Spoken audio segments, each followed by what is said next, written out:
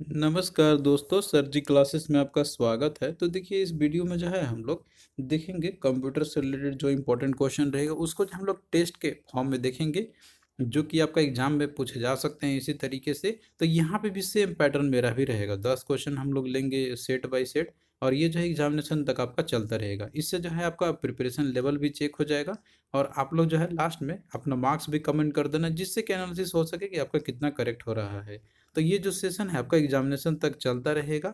Test यहाँ पे हम लाएंगे आपके लिए। और देखिए अगर आप लोग एग्जामिनेशन का प्रिपरेशन कर रहे हो तो इसके लिए नॉन टेक का कोर्स भी हमने लॉन्च किया हुआ है। इसमें देखिए आपका जो कंप्लीट जो नॉन टेक है ना, जिसमें कि आपका कंप्यूटर इन्वायरमेंट, फिजिक्स, केमिस्ट्री और जनरल अवेयरनेस जो है, तो इन सभी का हमने पूरे डिटेल में अच्छे से बनाया हुआ है अकॉर्डिंग टू सिलेबस। और इसके साथ में देखिए पीडीएफ भी आपको मिल जाएगा।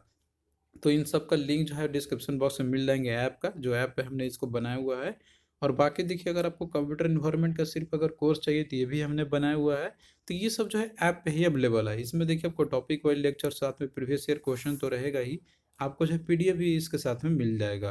तो देखिए यहाँ पे जो प्राइस मेंशन किया गया है ना इनका, ये आपको पे करने की ज़रूरत नहीं है। आप लोग देखिए कूपन कोड अप्लाई करना सर जी 2025 का, तो आपको देखिए इसमें भी फ्लैट 20% का इंस्टेंट डिस्काउंट आपको मिल जाएगा।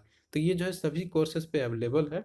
तो आप लोग जो है इसमें इनरोल करके अपना अच्छे से प्रिपरेशन आप लोग कर सकते हो। जो भी आपके पास समय रह गया है तो अभी भी आपके पास चांस है, आप लोग जो है इसे कर सकते हो। और अगर आप लोग जैसे पीडीएफ से सिर्फ करना चाहते हो तो आप लोग ये भी कर सकते हो। हमने जो है यहाँ पे देखिए कंप्यूटर का, इन्वायरमेंट का, केमिस्ट्री, फिजिक्स का, जनरल अवेयरनेस का और करंट अफेयर का, तो सभी का जो है इंडिविजुअल पीडीएफ भी आपको बना के दे दिया है। तो आपको देखिए जैसे प्रिपेयर करना है आप लोग कर सकते हो। हमने जो आपके सारा फैसिलिटी अवेलेबल करा दिया है। तो लिंक आपको डिस्क्रिप्शन बॉक्स में आपको मिल जाएंगे सभी के। तो आइए आते हैं हम अपने क्वेश्चन सीरीज पे, जो आपका ये टेस्ट जो सेट चल रहा है। यहाँ पे देखिए सेट नंबर 1 है। इसी तरीके से आपका जो है सेट बाय सेट लाते रहेंगे आपके पास, और आप लोग भी जो है साथ साथ करते चलना, और लास्ट में जो है अपना मार्क्स भी कमेंट कर देना कि आपके पास जो है कितना, आपका जो है कितना सही हो रहा है। इससे आपको अपने प्रिपरेशन का लेवल भी समझ में आ जाएगा। और ये सब जो है एग्जाम से क्वेश्चन जैसे पूछे जा सकते हैं, तो उसी स्टैंडर्ड का हमने लिया हुआ है यहाँ पे। तो देखिए क्वेश्चन है कि the complete form of ISDN is. तो यहाँ पे देखिए आईएसडीएन का सिंपली फुल फॉर्म पूछा हुआ है। तो देखिए इसका जो होता है ना, तो ये होता है इंटीग्रेटेड सर्विस डिजिटल नेटवर्क। तो यहाँ पे देखिए अगर बात करते हैं हम लोग, इसमें देखिए इंटीग्रेटेड सर्विस डेटा नेटवर्क आपका दिया हुआ है। यहाँ पे देखिए इंटीग्रेटेड सिक्योरिटी, तो सिक्योरिटी तो आपका होता नहीं है, तो ये भी नहीं होगा।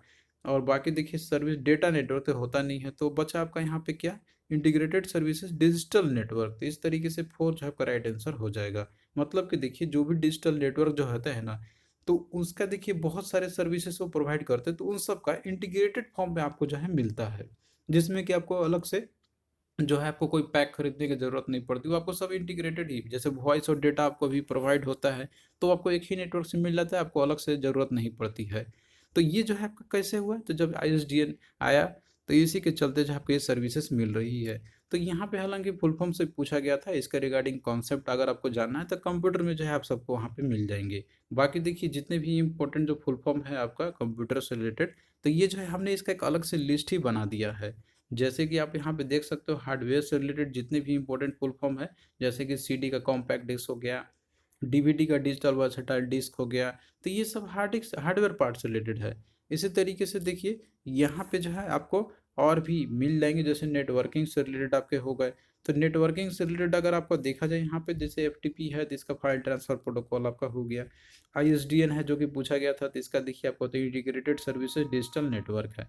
तो आपको जो है इसमें से सभी का मिल जाएंगे। जैसे कंप्यूटर के अंदर में जो होते हैं तो उनका क्या फुल फॉर्म होता है, इंटरनेट से रिलेटेड जो भी इंपॉर्टेंट है, सॉफ्टवेयर से रिलेटेड जो भी इंपॉर्टेंट फुल फॉर्म्स जो पूछे जाते हैं, तो ये सारे का सारा जो है हमने इसमें दिया हुआ है। तो इस पीडीएफ से जो है आप लोग यहाँ पे सबको पढ़ लेना, तो क्वेश्चन इन्हीं में से ही आपको देखने को मिलेंगे। नेक्स्ट देखिए क्वेश्चन है आपका यहाँ पे क्वेश्चन 2 दिया हुआ है कि primary memory is used by the. तो प्राइमरी मेमोरी जो है तो ये यूज किसके द्वारा होता है, तो यहाँ देखिए दिया हुआ है user, CPU, all of these, या फिर इनपुट डिवाइसेस। तो देखिए प्राइमरी मेमोरी की अगर बात करते हैं ना हम लोग, तो प्राइमरी मेमोरी में जो है आपका होता है, दैट इज़ जो आपका रैम और रोम है, और जो है सीपीयू के द्वारा वो डायरेक्टली जो है वो रीड करता है। मतलब सीपीयू अगर ऑपरेशन में है तो देखिए जो सीपीयू जो रीड करता है ना इंस्ट्रक्शन, तो जो प्राइमरी मेमोरी में जो स्टोरेज जो रहते हैं डेटा, तो उसी से ही वो रीड कर पाता है, आपका सेकेंडरी मेमोरी से नहीं करता है। तो इस तरीके से देखा जाए कि जो प्राइमरी मेमोरी जो यूज़ होता है ना आपका, तो वो सीपीयू के द्वारा किया जाता है। तो इस तरीके से 2 इसका देखिए राइट आंसर यहाँ पे हो जाएगा। बाकी जो है यहाँ पे यूज़र या ऑल ऑफ दीज या इनपुट डिवाइस ये तो होंगे नहीं। तो देखिए अगर आपका कॉन्सेप्ट क्लियर रहेगा ना, तो ये आपका क्वेश्चन करने में कोई दिक्कत नहीं आएगी। जैसे प्राइमरी मेमोरी की हम बात करते हैं, तो देखिए ये वो मेमोरी यूनिट होते हैं जो कि डायरेक्टली जो है सीपीयू इनसे कम्युनिकेट करता है। उसी को बोलते हैं हम लोग मेन मेमोरी या फिर प्राइमरी मेमोरी। तो ये जो मेमोरी होते हैं तो वो वोलेटाइल नेचर के होते हैं ये, मतलब पावर ऑफ कर होती है इनका, जो है मेमोरी जो डेटा जो रहता है इनमें वो लॉस हो जाता है। तो इस तरीके से इसका एग्जांपल की बात करें तो जैसे रैम तो आपका है ही, इसके अलावा जो है कैश मेमोरी भी आपका होता है और वो भी रोम भी आपका आता है इसमें। तो इन सब का देखिए अलग अलग टाइप्स भी होता है, रोम का भी टाइप्स होता है। तो ये सब डिटेल में जो है आप लोग पीडीएफ में देख सकते हो, और इसको जो है हमने कोर्स में भी अच्छे से समझाया हुआ है। यहाँ पे पूरा डिटेल में जो है डिस्कस करना पॉसिबल तो नहीं है, लेकिन आप लोग जो है वहाँ से जाके देख सकते हो कोर्स में। अगला देखिए क्वेश्चन है आपका, यहाँ पे जो दिया हुआ है कि the whole form of ARPA net is. तो यहाँ पे भी देखिए ARPA नेट का फुल फॉर्म पूछा हुआ है, यहाँ पे क्या होगा। तो देखिए अगर इसकी बात करते हैं फुल फॉर्म की, तो इसका देखिए होता है advance research project agency network. तो इसका में अगर देखा जाए तो यहाँ पे देखिए एडवांस रिवर्स दिया होता है, रिवर्स तो होता नहीं है। अगला देखिए देखो advance research project agency network, तो इसमें देखिए ये जो है आपका सही दिया हुआ है। तो ये 2 आपका राइट आंसर हो जाएगा। बाकी इसमें देखोगे तो एडवांस रिजर्व प्रोटेक्ट दिया होती है तो होता नहीं है, एडवांस रिजर्व प्रोजेक्ट अकाउंटिंग तो होता नहीं है। तो इस तरीके से यहाँ पे 2 आपका जो है राइट आंसर हो जाएगा। और देखिए बात करते हैं हम लोग ARPA नेट का ना, तो ये जो है एक बाइनरी कंप्यूटर नेटवर्क हुआ करता था, जो कि ये यूएस डिपार्टमेंट ऑफ डिफेंस के द्वारा जो है इनिशिएट किया गया था। और इसको देखिए मॉडर्न इंटरनेट का जो है प्रिकर्सर भी बोला जाता है, क्योंकि इसमें जो है पैकेट स्विचिंग जो है ये यूज़ किए गए थे इसमें, और टीसीपी/आईपी प्रोटोकॉल भी यूज़ किए गए थे। तो जब नेटवर्क जब डिज़ाइन किया जाना था ना, तो उसमें सबसे पहला जो नेटवर्क है तो वो जो है ARPANET ही बना था आपका। तो ये सब जो कॉन्सेप्ट है आपको जो है कंप्यूटर वाले में आपको मिलेंगे। बाकी अगर इसका डिटेल देखा जाए तो आप लोग वहाँ से जाके जो है इसमें से देख सकते हो। जैसे कि कंप्यूटर नेटवर्क की बात करते हैं हम लोग, तो ये जो है कंप्यूटर का कलेक्शन ही होता है। जब 2 या 2 से अधिक कंप्यूटर अगर आपस में कनेक्ट हो गए तो वो आपका उससे फिर बन जाता है एक कंप्यूटर का नेटवर्क। तो अब नेटवर्क इस तरीके से, जैसे स्टार्टिंग में जब डिज़ाइन जो हुआ था ना, तो उसमें जो पहला नेटवर्क जो बना था तो वो था आपका, नाम था इसका ARPANET। तो ये जो है फर्स्ट नेटवर्क डेवलप किया गया था रॉबर्ट कान और साथ में जो है विंटन कार्ड के द्वारा ये किया गया था 1969 में। तो ये सब डिटेल भी जो है आप लोग देखते चलना, अगर इनसे रिलेटेड क्वेश्चन है तो आप लोग इसको इजीली कर लोगे। और ये सब चीज़ जो है आपको पीडीएफ में आपको मिल जाएंगे। और बाकी देखिए यहाँ पे फुल फॉर्म भी देखा जाए, जितने भी इंपॉर्टेंट जो होता है कंप्यूटर से, तो ये सब ऑलरेडी हमने दिया हुआ है। तो आप लोग जो है इससे अपना देख लेना, इससे जो है बाहर आपका नहीं जाएगा। जितना भी इम्पोर्टेंट पॉसिबिलिटी हो सकता है तो वो सब जो है इसमें हमने यहाँ पे दिया हुआ है। तो आप लोग जो है यहाँ पे देख सकते हो, पूरा कंप्लीट आपको जो है इसके अंदर में आपको मिल जाएंगे। तो ये जो है इम्पोर्टेंट है एग्जाम पॉइंट ऑफ व्यू से, आप लोग देख लेना पूरा सभी को। नेक्स्ट देखिए क्वेश्चन आपका यहाँ पे दिया हुआ है कि द पेंटियम प्रोसेसर कंटेंस। तो देखिए जो पेंटियम प्रोसेसर है ना, तो इसमें क्या होता है, तो यहाँ पे देखिए दिया हुआ है आपका tens of thousands of transistors, thousands of transistors, या 100,000 ऑफ ट्रांजिस्टर्स, या फिर सेवरल मिलियंस ऑफ ट्रांजिस्टर। तो देखिए यहाँ पे अगर हम लोग बात करते हैं ना पेंटियम प्रोसेसर का, तो पहले तो आपको इसके बारे में समझना होगा कि ये है क्या। तो जैसे कि देखिए जो कंप्यूटर आपका होता है ना या लैपटॉप जो रहता है, तो उसमें प्रोसेसर यूज़ किया जाता है, यानी कि जो माइक्रो प्रोसेसर आपका होता है। तो यहाँ पे देखिए जो पेंटियम है, तो ये एक्चुअली जो प्रोसेसर जो डिज़ाइन जो आपका होता है ना, तो उसका एक ब्रांड है पेंटियम। तो इसमें से अगर देखा जाए यहाँ पे जो इंटेल के द्वारा डिज़ाइन किया था अलग अलग टाइम पे, तो पेंटियम प्रोसेसर के अंदर में जब ये ओरिजिनल जब प्रोड्यूस हुआ था ना, जब बना था, तो उसमें देखिए 3.1 मिलियन जो है ट्रांजिस्टर इसमें यूज़ किया गया थे। तो इसमें अगर देखा जाए जो पेंटियम जो है आपका, ये जो इंटेल के द्वारा बनाया था, तो इसमें 0.8 माइक्रोन जो है मैन्युफैक्चरिंग प्रोसेस होती है। तो इस तरीके से देखा जाए यहाँ पे, तो इसमें जो है मिलियंस ऑफ ट्रांजिस्टर यूज़ होते हैं। ऐसा नहीं कि इसमें टेंस ऑफ थाउजेंड होगा या थाउजेंड होगा या फिर 100,000 होंगे, इसमें सेवरल बिलियन ट्रांजिस्टर यूज होते हैं। तो इस तरीके से 4 जो है यहाँ पर देखिए इसका राइट आंसर हो जाएगा। और बाकी देखिए रजिस्टर आपका जो होता है ना, तो जो पेंटियम के जो बनाए हुए रहते हैं, तो रजिस्टर उसमें देखिए जो रहता है तो आपका 8 बिट, 16 बिट या 32 बिट का भी आपका हो सकता है। तो ये सभी जो इन्फॉर्मेशन आप लोग याद रखना। और बाकी देखिए अगर आपको जैसे जानना होगा कि जैसे प्रोसेसर जो है आपका, वो चाहे किसी भी ब्रांड का हो, पेंटियम प्रोसेसर, इसका एडवांस वर्जन जो भी रहे, कुछ डुअल कोर का या फिर जो आपको कोर i3 भी आ गया है। तो ये सब जैसे प्रोसेसर अलग अलग जनरेशन और कंप्यूटर पे जो है अलग अलग जैसे तरीके से यूज़ किए जाते थे। जैसे कि फर्स्ट जनरेशन की बात करते हैं, इसमें देखिए जो है वैक्यूम ट्यूब यूज़ किए गए थे। इसके अलावा सेकंड में ट्रांजिस्टर, थर्ड में जो इंटीग्रेटेड सर्किट, इस तरीके से जो है आपका फोर्थ में लार्ज स्केल इंटीग्रेटेड सर्किट यानी जो माइक्रो प्रोसेसर के फॉर्म में आपका रहता है। तो ये सब जो है यूज़ किए गए थे। तो ये सब भी आप लोग देख लेना, अगर क्वेश्चन इससे पूछा जाए तो आप लोग को जो है ये छूटेगा नहीं, इजली बन जाएगा एग्जामिनेशन में। अगला देखिए क्वेश्चन है आपका यहाँ पे दिया हुआ है कि which among the following terms is used for the unauthorised copying of software to be used for personal gain instead of a personal backup. तो इसमें से देखिए बोल रहे हैं ना यहाँ पर कि कौन सा शब्द जो है उपयोग किया जाता है जो कि व्यक्तिगत बैकअप के बजाय जो है व्यक्तिगत लाभ के लिए जो है सॉफ्टवेयर की अनधिकृत प्रतिलिपि का उपयोग किया जाता है। तो इसमें अगर आप देखोगे ना, दिया हुआ आपका डेटा स्नैचिंग प्रोग्राम, इसमें दिया हुआ है थेवरी दिया हुआ है, या प्रोग्राम लूटिंग, या फिर सॉफ्टवेयर पायरेसी दिया हुआ है।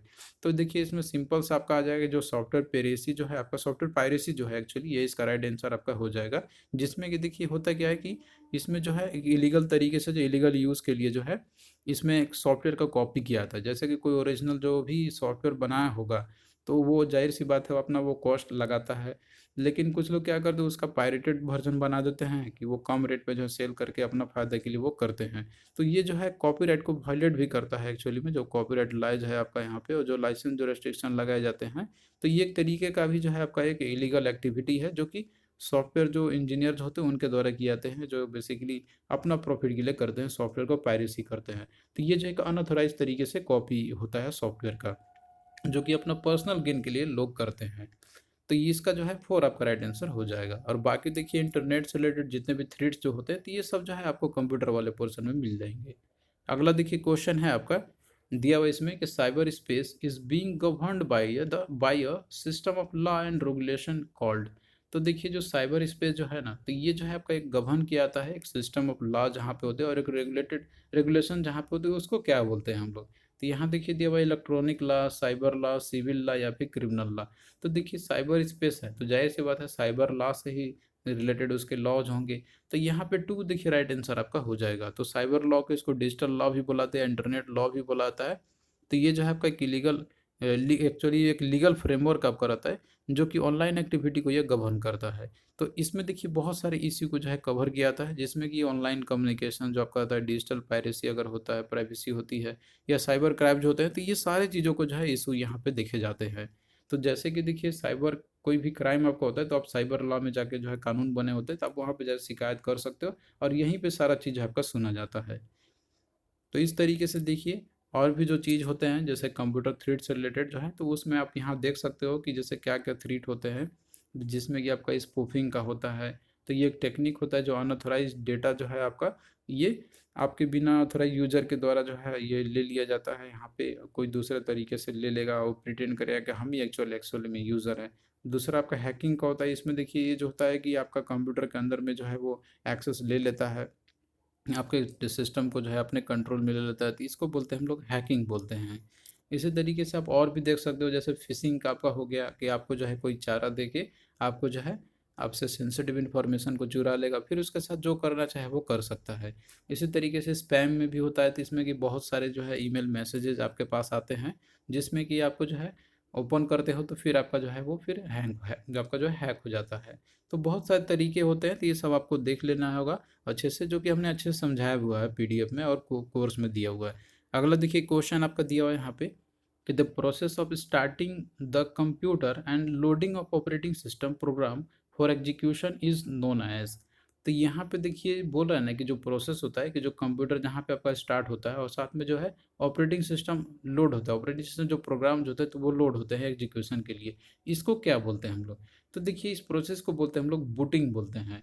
तो बूटिंग जो है एक प्रोसेस होता है कि जहाँ पे कंप्यूटर आपका जो है स्टार्टिंग आपका होगा यहाँ पे, और जो ऑपरेटिंग सिस्टम के जितने भी जो प्रोग्राम जो रहते हैं उसके, तो वो जो है आपका वो आपका जो है वहाँ पे रीस्टार्ट होगा आपका। तो ये जो है आपका कैसे होगा कि जब आप लोग बटन ऑन करते हो ना कंप्यूटर का, या फिर सॉफ्टवेयर कमांड सब देते हो, तो उस समय जो है आपका बूटिंग प्रोसेस शुरू होती है। जब भी आपका कंप्यूटर ऑफ रहेगा और आप उसको ऑन करोगे तो उस समय पहले बूटिंग आपका होगा। तो उस समय जो है जितने भी उसमें ऑपरेटिंग सिस्टम के जो प्रोग्राम जो होते हैं तो वो आपके जो है वो लोड होके स्टार्टिंग होते हैं यहाँ पे। तो इस टर्म को बोलते हैं हम लोग बूटिंग। बाकी रिट्रीविंग, लोडिंग, इनिशियलाइजेशन ये सब दूसरे तरीके होते हैं आपके। तो यहाँ पे जो है आपको कंप्यूटर के जो टर्म्स होते हैं तो उसको भी समझना होगा।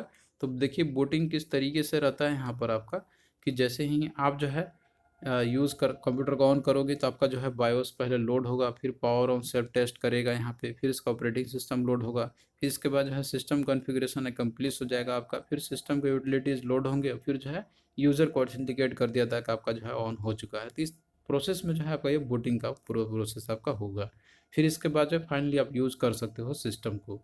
तो ये सब जो है एक सीक्वेंस में होता है, जो कि आप यहाँ पे पूरा देख भी सकते हो कि जो आपका बूटिंग जो होता है ना, तो कंप्यूटर का जैसे कि आपका जो बायोस होता है, जो बेसिक इनपुट आउटपुट सिस्टम जो है, तो ये पहले आपका लोड होगा और जो है वो एक रन करेगा सेल्फ टेस्ट का, जैसे बोलते हैं हम लोग पावर ऑन सेल्फ टेस्ट। तो यहाँ पे जो परफॉर्म होगा ना पावर, तो इससे हार्डवेयर को चेक करता है कि कौन सा हार्डवेयर आपका वर्क कर रहा है कौन सा नहीं। अगर कोई भी हार्डवेयर मान लीजिए वर्क नहीं करेगा तो उसमें जो है एरर दिखा देगा। फिर इसके बाद देखिए कंप्यूटर क्या करेगा, आइडेंटिफाई करेगा जो भी बूटिंग डिवाइस होते हैं उन सबको, जैसे कि आपका हार्ड ड्राइव है या फिर यूएसबी ड्राइव है, देखेगा कि कौन सही है कौन नहीं है। तो ये सब जो है आपका होता है उसी दौरान में। इसके अलावा देखिए जो कंप्यूटर जो है आपका, तो वो बूट लोडर को लोड कर देगा, जो कि प्रिपेयर करेगा कि ऑपरेटिंग सिस्टम जो एग्जीक्यूशन के लिए तैयार है। फिर देखिए कंप्यूटर जो है तो ऑपरेटिंग सिस्टम को लोड करता है अपने कंप्यूटर का मेन मेमोरी में यानी कि रैम में। फिर कंप्यूटर जो है आपका ये लोड लेता है सिस्टम के जो भी ड्राइवर और जो सेटिंग्स रहते हैं वो सब। फिर इसके बाद देखिए जो कंप्यूटर है आपका, तो वो सिस्टम के जो भी यूटिलिटीज़ है उसको लोड कर लेगा। फिर जब इतना सारा हो जाएगा तो यूजर को जो है फिर ऑथेंटिकेशन जाएगा, और वो जो है एक लॉगिन स्क्रीन के साथ आपका वो खुल जाएगा कि आप लॉगिन करो। फिर इसके बाद जो है आपका कंप्यूटर रेडी है आपके यूज़ करने के लिए। तो इस तरीके से बूटिंग प्रोसेस में आपको ये सारा एक्टिविटी अंदर में होते हैं। अब देखिए जो बूटिंग होता है ना आपका, तो ये दो तरीके से होते हैं। एक आपका होता है कोल्ड बूटिंग, दूसरा आपका होता है वार्म बूटिंग। तो ये भी समझ लो, इससे भी क्वेश्चन आपका आता है।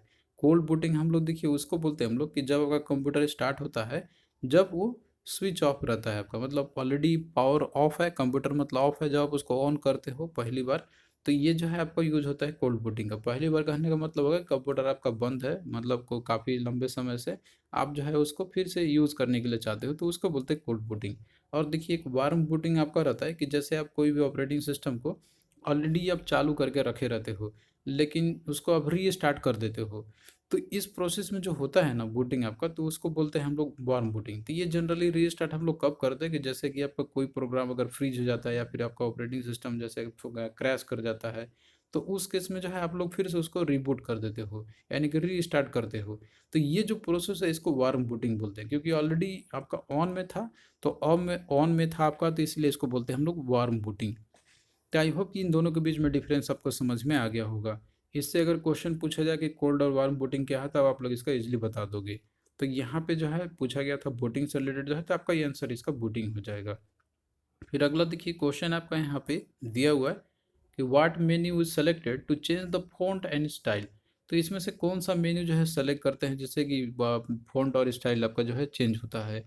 तो देखिए इसके लिए जो है आपको सिंपली जाना होगा। जैसे अगर आप लोग जैसे कि आपका माइक्रोसॉफ्ट ऑफिस जो रहता है, तो उसमें बहुत सारे जो है प्रोग्राम्स रहते हैं, जैसे कि आपका एम एस वर्ड एक्सेल जो रहता है। तो उसमें से अगर आपको ये करना है जैसे फ़ॉन्ट और स्टाइल चेंज करने हैं आपको, तो आपको देखिए पहले फॉर्मेट में जाना होगा, फिर फ़ॉन्ट में जाओ आप लोग, फिर फ़ॉन्ट प्लस डी प्रेस करो, तो उससे आपका जो है फ़ॉन्ट डायलॉग बॉक्स आपका ओपन हो जाएगा। तो फिर यहाँ से आप लोग फ़ॉन्ट और साइज़ जो है आप लोग जैसे आप जो भी आपको चाहिए वो आप लोग यूज़ कर सकते हो। तो यहाँ देखिए बोला ना कि एडिट, फाइल, टूल्स या फॉर्मेट, तो आपको जो है फॉर्मेट में जाना होगा। तो ये सब प्रैक्टिकल वाला चीज़ है, आप लोग करोगे उससे आपको ज़्यादा क्लियरिटी होगा। नेक्स्ट देखिए क्वेश्चन है कि dash is the basic communication language और प्रोटोकॉल ऑफ द इंटरनेट। तो इनमें से कौन सा जो है बेसिक कम्युनिकेशन लैंग्वेज या फिर जो है प्रोटोकॉल है इंटरनेट का, वो आपको बतानी है।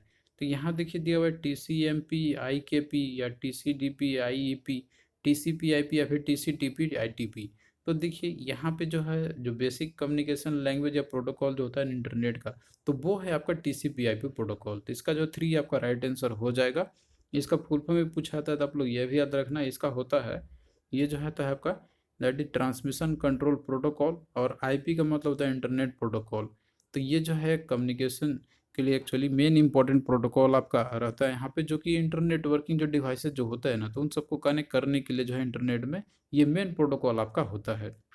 तो टीसीपी/आईपी जो है एक आपका एक इम्पोर्टेंट है आपका ये प्रोटोकॉल है, जिसके जो है आपका इंटरनेट आप चलाते हो यूज़ करते हो ना, तो उसमें आपका टीसीपी/आईपी प्रोटोकॉल ही एक्चुअली मेन होता है। जिसमें कि अगर इसका देखा जाए यहाँ पे कि जो लेयर्स की अगर हम लोग बात करते हैं ना, तो इसमें जो है आपका ये 4 लेयर्स होते हैं, जिसमें आपको network access layer, internet layer, transport layer और एप्लीकेशन लेयर सब होते हैं। तो इन सब का देखिए अपना अपना फंक्शंस होता है, जो कि ये सब जो है आपको उतना डिटेल में जानने की ज़रूरत नहीं है, बस आप लोग इतना जान लो कि ये जो है आपका एक इम्पोर्टेंट है। जो अभी आप इंटरनेट वर्किंग आप करते हो तो उसमें TCP/IP का एक इम्पोर्टेंट रोल होता है। नेक्स्ट देखिए क्वेश्चन आपका यहाँ पे कि dash provides a common address space and routes the packets of data across the entire internet. तो इनमें से कौन सा जो है एक कॉमन एड्रेस स्पेस प्रोवाइड करता है और जो है पैकेट को रूट भी करता है यहाँ पे, मतलब जो डेटा पैकेट जो आपको उसको रूट भी करता है जितने भी इंटरनेट के जो नेटवर्क जो होते हैं उन सभी पे। तो यहाँ पे अगर आप देखोगे ना दिया हुआ ALU, IP, TCP या फिर UDP।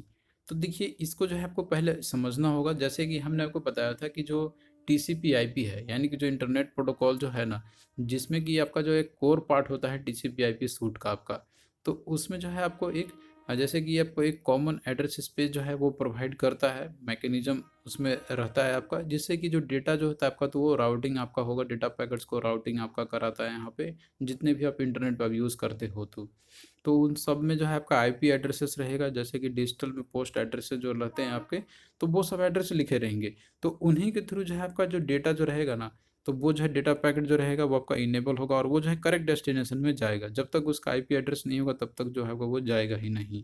तो इस तरीके से यहाँ पे देखा जाए ना कि कौन जो है एक एड्रेस स्पेस देता है और पैकेट को राउट करता है इंटरनेट में, तो वो है आपका इसका जो है IP।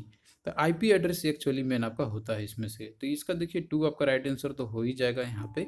लेकिन देखिए यहाँ पे आप जैसे देखोगे ना कि जैसे TCP और UDP आपका दिया हुआ है, तो इसमें जो TCP और UDP जो है ना आपके, तो ये सब जो है एक्चुअली में अगर देखा जाए तो ये सब जो है एक तरीके से जो आपका ट्रांसपोर्ट लेयर का जो फंक्शन जो होता है ना, तो वहाँ पे अगर आप देखोगे ना तो ये एक तरीके से कनेक्शन कंट्रोल प्रोटोकॉल होते हैं, कि मतलब आपका कनेक्शन जो किस तरीके से कनेक्शन आपका हुआ है, वो आपका कनेक्शन ओरिएंटेड है या फिर कनेक्शन लेस है।